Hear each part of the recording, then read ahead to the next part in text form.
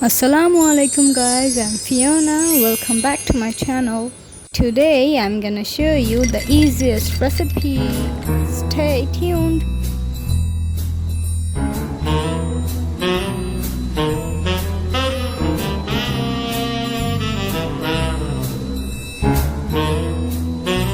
At first put the oil in a pan and then add some chopped onions and then put the egg on it.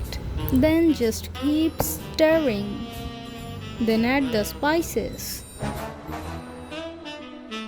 Stir, stir, stir.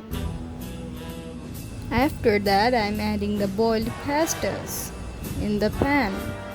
Hey, keep going, don't forget to stir. Black pepper crushed is optional, it's not even the main ingredient.